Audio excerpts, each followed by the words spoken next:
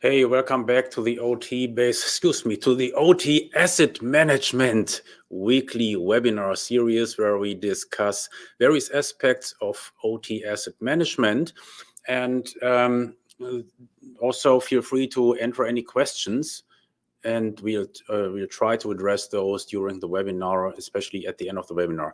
So just in case you wonder, what is it about with OT asset management and OT vulnerability management, which will be our topic again today in this webinar? Aren't these two different use cases? No, they are not. I would say OT asset management, you can think of it as more of an umbrella term that covers various workflows that are all associated with properties of your OT assets. And why does this apply to OT vulnerability management? Well, very simple, because all the known vulnerabilities that you have to worry about are associated with product characteristics, and to be specific, are associated with your software configuration. So it's all about the firmware versions that you have running on your PLCs, your RTUs, your IO cards, etc. It's about your software versions that you have installed on your Windows boxes. Think about the operating system version. Think about all the installed applications and libraries. Any known vulnerability ties to those specific product versions that you have installed. And I made that point already in the last webinar, where I pointed you to just a random CVE description in the National Vulnerability Database, where you will see pretty much in every single CVE description, you will see the known affected software configurations. And that means if you don't know the specific software/firmware configuration of your device, then you will not be able to actually determine your vulnerabilities. As simple as that.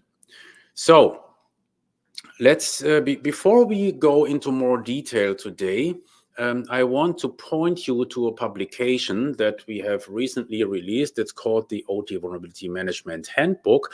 And in that handbook, you find, let's just say, an outline of the strategy that we have been discussing last week and where I will continue this week, how you can approach your vulnerability management in a way that makes it effective, meaning that you really substantially reduce your attack surface with given resources. That is the big problem in OT vulnerability management. You're faced with hundreds of thousands of vulnerabilities, but you only have, I don't know, a couple of guys who can do the mitigation. So how do you tackle this?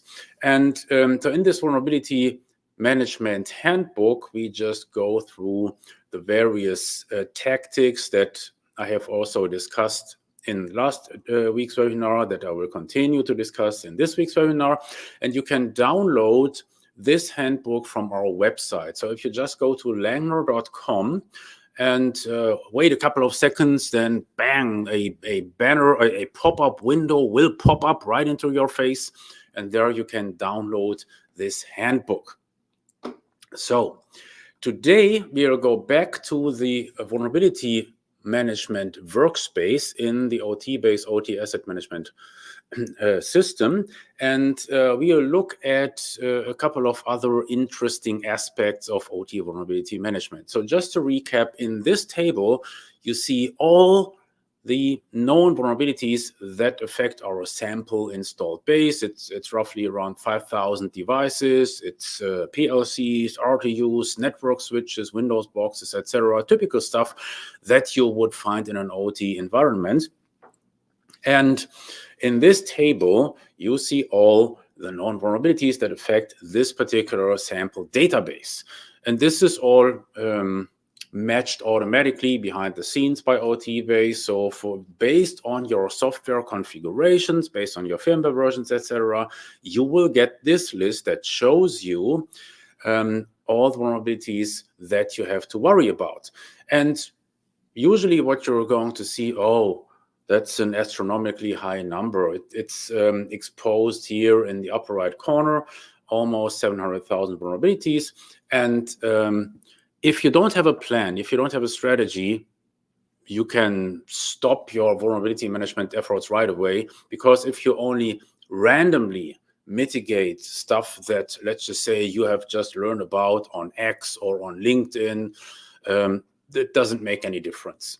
So you really gotta implement some kind of strategy that holds some promise of making a difference after your mitigation efforts. And in last week's webinar, we have focused on a couple of tactics in order to shrink down this universe of known vulnerabilities to something that is really substantial, that you should definitely care about. And if you remember, the first thing that we did was we checked this box, KEV only. That means now we're only looking at vulnerabilities with known exploits.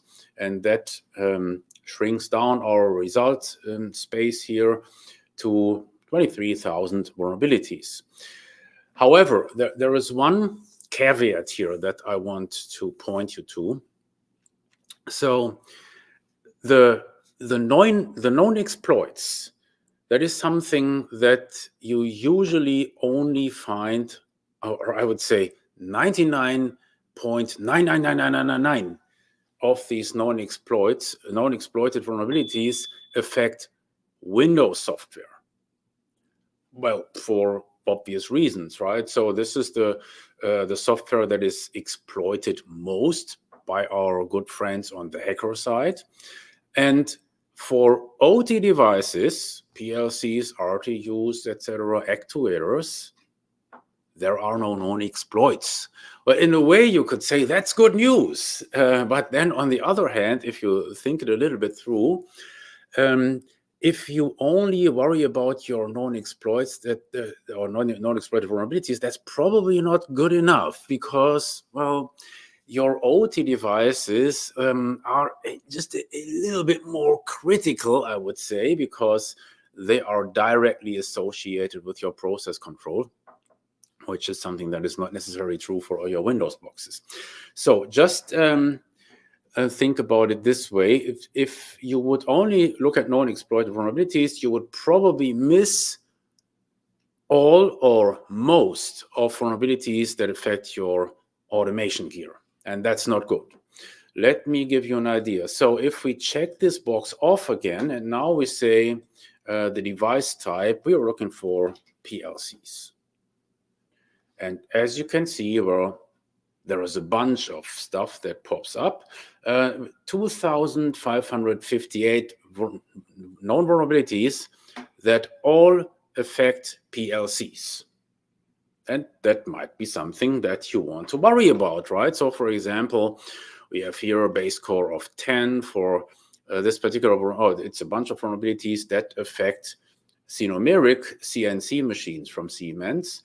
And then we have a bunch of other stuff. So let's just say, for example, we want to focus on Siemens PLCs, and well, let's just go for the 400 series. So let's just not worry about the Sinomeric at this point in time. And then you will see, oh, it's 1,300 affecting Siemens 400 PLCs, which is like the big PLC model of Siemens.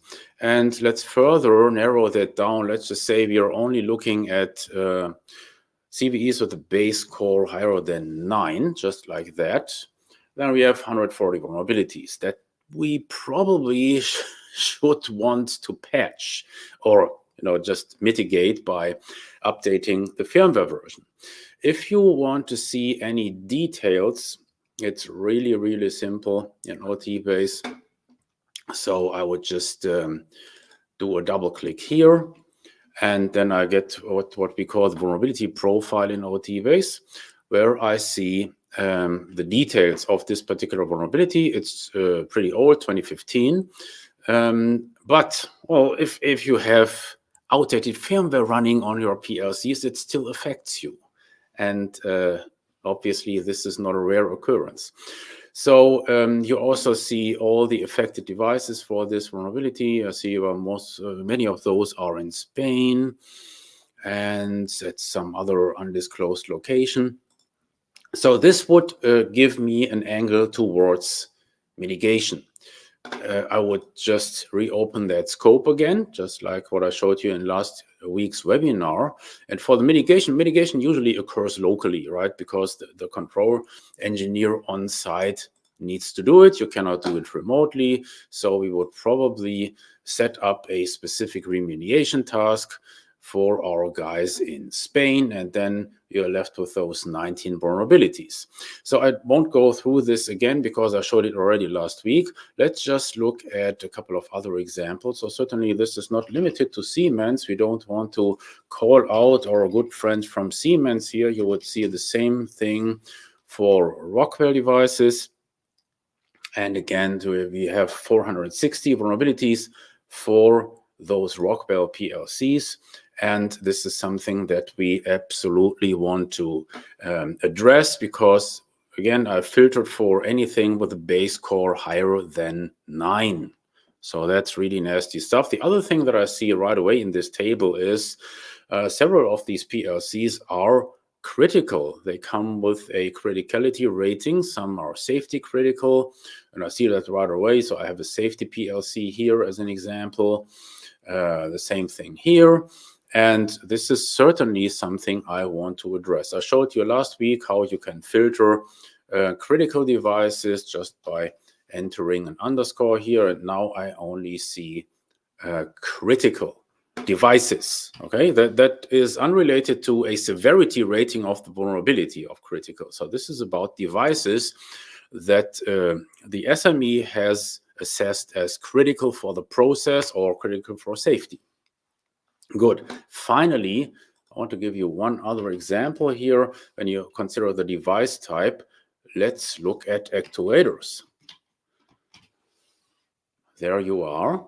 And well, again, 95 vulnerabilities for actuators, no known exploit.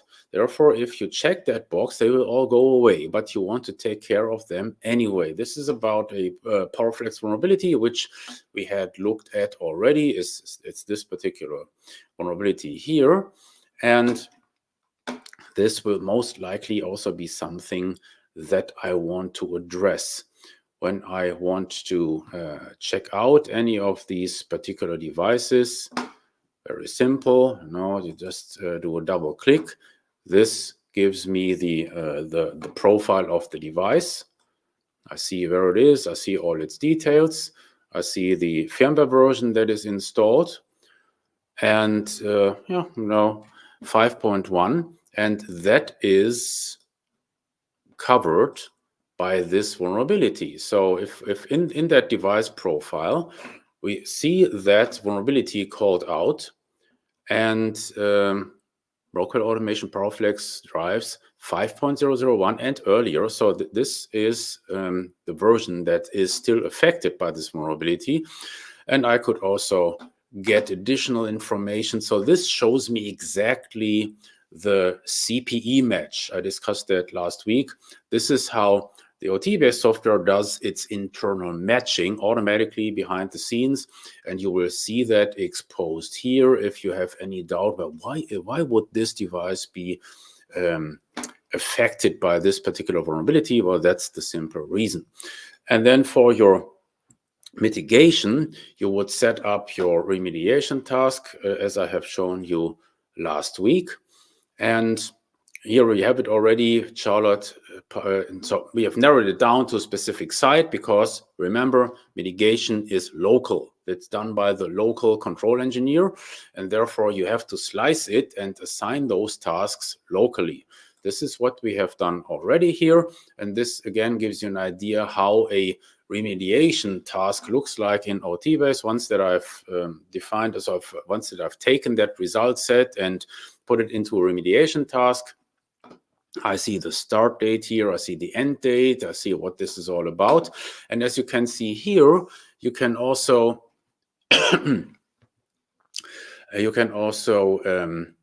throw in some comments. Okay, So for some reason, the stream is lagging a little bit, but you will see it coming, I hope. So then we have, let's just scroll up again. Then we have the timeline. There you see those comments that I wanted to show you. Come on. And where you can also include your URLs to the vendor's website, etc. And then you see the timeline, you see the affected devices, you see the vulnerabilities called out, and you see the assigned users. Finally, you can also attach files to your remediation task. So somebody has already attached that new firmware that I am supposed to install on those devices to remediate the vulnerability. So this is how a remediation tasks look like in this example for actuators, for PowerFlex actuators.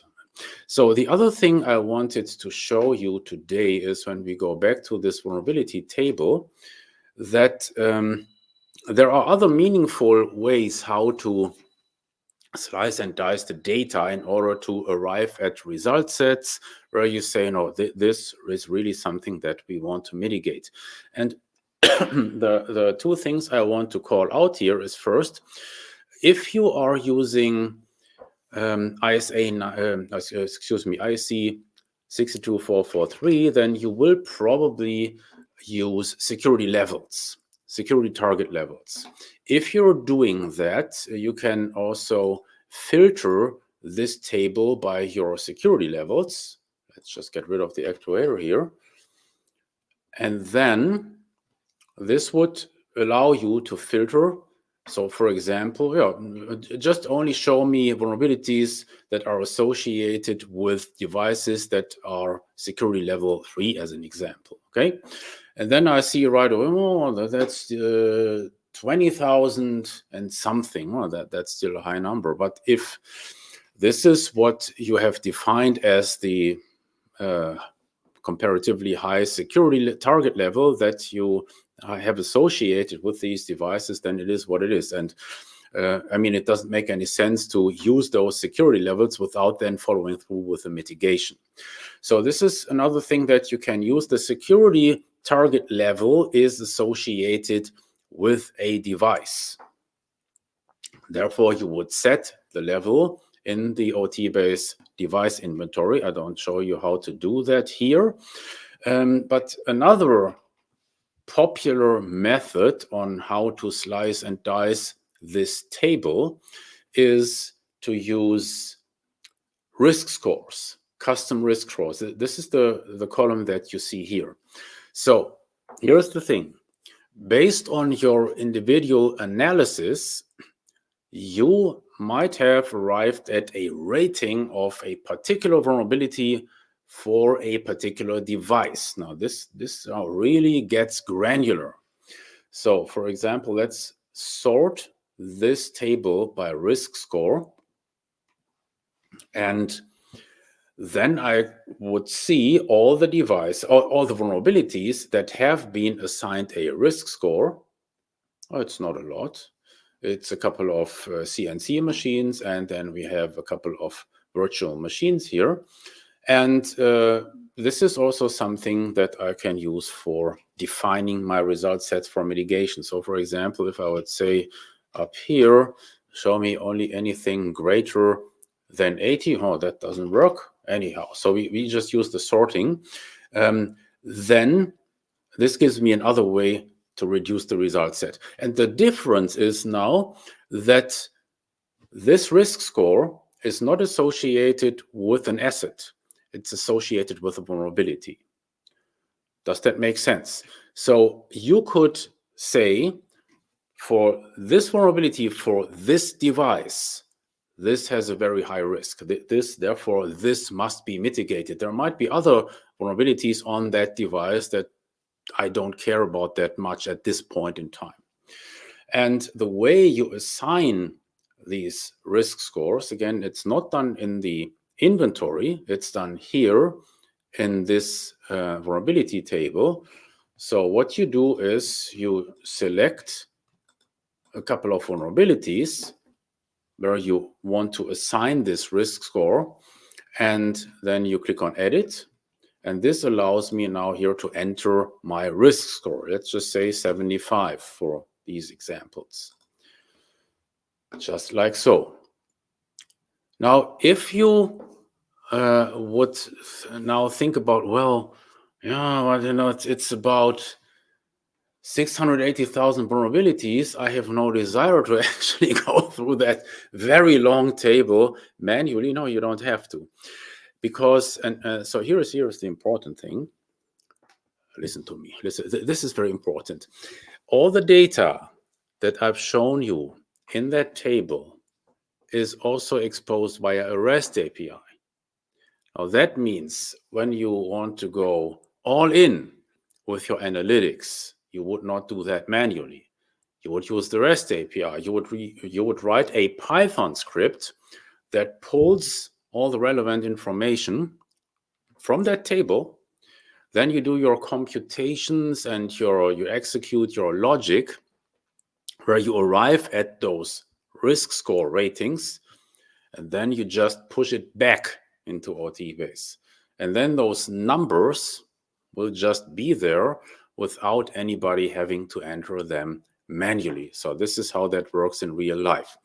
Okay, so that is basically what I wanted to discuss today, to give you an idea of what OT vulnerability management is all about, how a productivity tool such as OTBase helps you to make it happen, and how that ties into OT asset management. Because one thing should be clear at this point: if you don't have a precise OT asset inventory, you have no basis for OT vulnerability management. It just doesn't happen.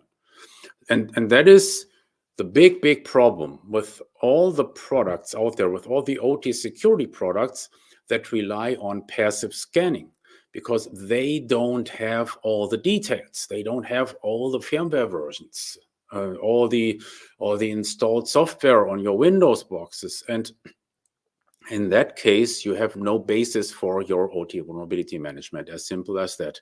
So if you really want to go there, you do need an accurate and comprehensive OT asset inventory. And if that is given, then the analysis piece and the remediation piece can also be accomplished with your OT asset management system. As I have shown you earlier, you will do the analysis part. You will define your result sets that you want to act on, that you want to remediate, and then you set up your remediation tasks. And you can also, I've shown you that already last week, you can also follow the progress, or sometimes lack of progress, that you're making with your remediation efforts. So this is how it all comes together in the OTBase OT asset management system. Again, let me remind you, if you want to think it through a little bit, download this handbook. I think the dog is funny, I have to tell you. A cookie cutter approach to effective OT vulnerability management by the team that cracks Stuxnet. Yes, that's us.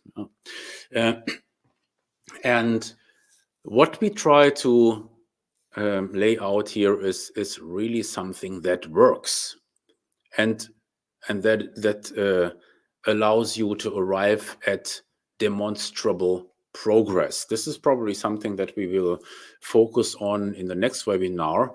That is all the reporting, which by the way is super essential. It's also covered here in this nice handbook, Monitor and Report Progress, because OT vulnerability management is a numbers game. I cannot stress this often enough.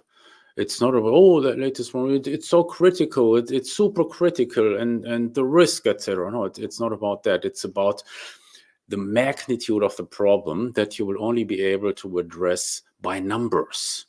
And at some point, you need to show the numbers to your management. They want to see what you actually have achieved. And this can be done pretty easily. It can be done with all the reporting capabilities that we are going to show you in one of the upcoming webinars. And also when you think about the exporting capabilities, you can do all your reporting in Microsoft Power BI if you want. It's actually suggested by us, because when it comes to reporting and dashboards, you cannot beat Power BI. Sorry, but that's the long and short of it. And probably you're using Power BI already in your company. That's even better. That makes it much more simple, because then in an hour you will have your CISO dashboard. And they will love you for this. And let's not forget about this. This is also something that you need to care about in OT security. You have to show that you're really making progress. You have to demonstrate your achievements to management. Otherwise, you will no longer receive budget. Yeah. Okay. So with these unpleasant thoughts, I'm going to finish for today. We don't have any questions. If you have a question right away, just hack it in. Otherwise, we'll call it a day. No questions. Okay. See you next week. Same time, same place. Bye-bye.